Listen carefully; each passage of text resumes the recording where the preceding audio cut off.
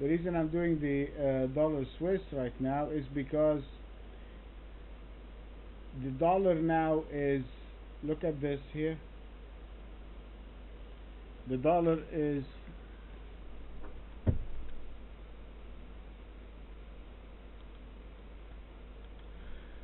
coming out at the beginning of a short covering rally, and why is it should be updated. Okay, the dollar is coming out of a short covering rally. The Swiss is pretty much in an all-time high. So this means what? It means if I am going to get a short covering rally in the one that is the weakest, what's going to happen? They are going to take profits from the strongest. So they have been buying the Swiss all the way up.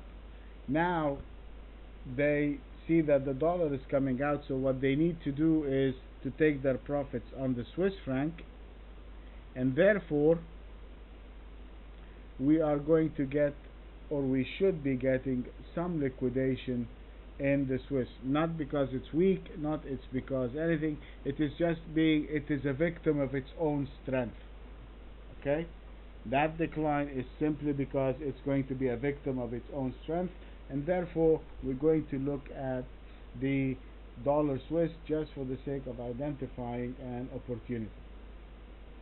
And if you look at the chart, we are way in a bear market. I mean, everything, we have never been as so historically low or weak with regards to the dollar Swiss. But again, we're looking for a short covering, something to go into the abouts of the 85.56 level,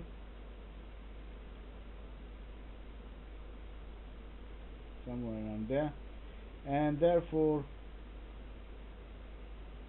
we are going to be buyers when it takes out the, that's a pretty good close. It's a very decent close. It has been a tight daily range.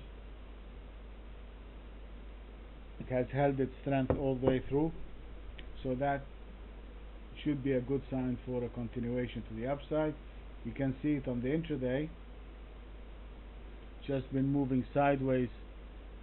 I mean, this is what it has been doing for the last sideways, and then moves up, stair steps again. It's really stair stepping its way up one day at a time, and then it goes, it puts up the high, and then it just kind of slides sideways, and then it pushes again towards the day. This is a very good close. That's a very good close, and this is one of the setups that has a name with when we are trading. It has a name, and therefore what we're going to do, we're going to take it when it trades above the high, which is the 84.45. So it's pretty much about 10 pips away or 15 pips away. So the buying point is 84.45. Alright, and if I'm going to buy it above 84.45, I need to pick up a stop.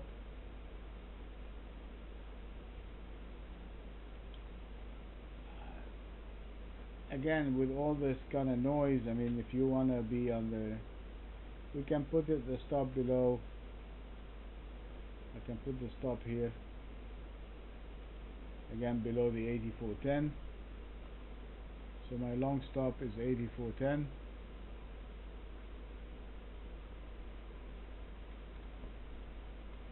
And my structure point, my structure long point, I have to pick it up from the daily chart because we are in historical.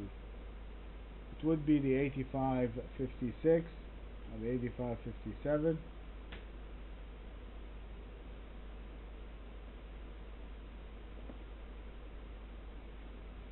And let's see where we're going to take it short.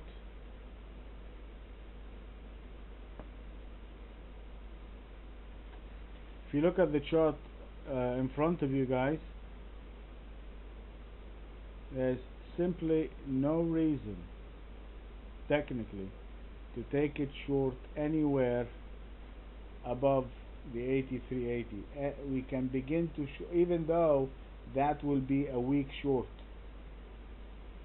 The real good short is over here,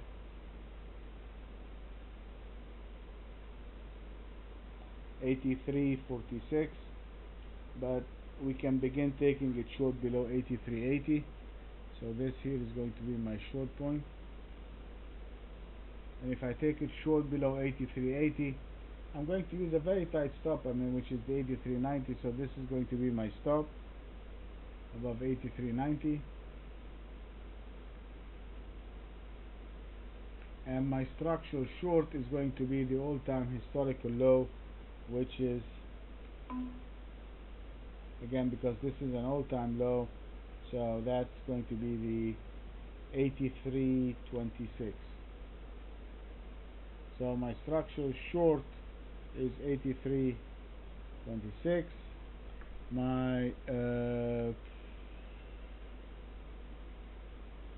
short point is below 83.80.